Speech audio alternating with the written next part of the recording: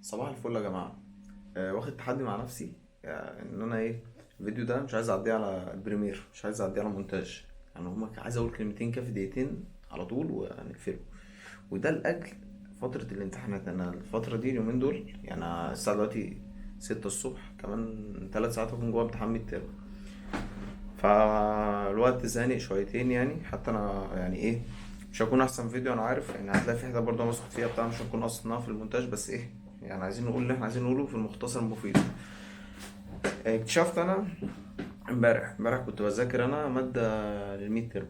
تمام. قعدت اذاكر كتير طول اليوم وبتاع وكده. بس الفكره ان انا كوليد انا بعمل جنب الجامعه، بعمل كذا حاجه، مش بعمل حاجه واحده. يعني انا بعمل يوتيوب، وكمان بذاكر، انا في كليه حاسبات، وكمان بذاكر عايز اشتغل ويب ديفلوبمنت، باك اند ويب ديفلوبمنت، ويب ديفلوبر. تمام. فطبعا ده ايه، يعني انت بتدرس كل حسابات حاجات ملهاش علاقه تماما بالموضوع بتاع الويب ديفلوبينج عامه، الا مثلا ممكن يكون ماده واحده تاخد فيها موضوع مثلا معين ليه علاقه شويه. فانت طول اليوم امبارح عمال تذاكر تبع الكليه جدا، مفيش وقت انك ايه بقى تذاكر الدنيا بقى، الفريم ورك والدنيا بتاعت الايه، الباك اند نفسها واللغه وكده. فانا امبارح حسيت ان انا ما عملتش اي حاجه. صباح الفل، يعني قاعد بذاكر من الصبح لغايه طول اليوم يعني، ولا كاني عملت اي حاجه.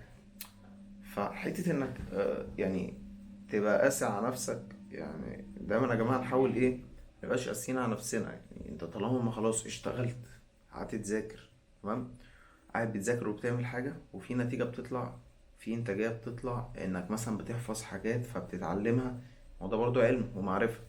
فده في حد ذاته نعمة، حاجة كويسة أصلا إنك لاقي حاجة بتعملها. في ناس أصلا ما تلاقيش حاجة تعملها. فبس كنت عايز أوضح النقطة دي، يعني منبقاش قاسيين على نفسنا. يعني نقدر جدا إنك برضو بتعمل حاجة. تمام.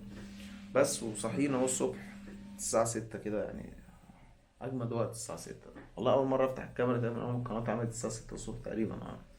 بس عايزين نبقى نعمل فيديوهات زي كده كتير، اللي هو إيه يعني ساعة فيها كلمة بس هتتقال كده على طول ومش هتعدي على بريمير. فأنا على طبيعتي يعني ما فيش بقى مزيكا اتحط، ما فيش أي حاجة.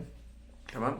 وتقريبا الأسبوع ده مش هنعرف ننزل فيديو، والأسبوع اللي فات ما نزلناش بسبب الميد ترم عامل لنا أزمة شوية. بس إن شاء الله يخلص وهنكسر الدنيا يعني. ماشي. أشوفكم إن شاء الله على خير. سلام.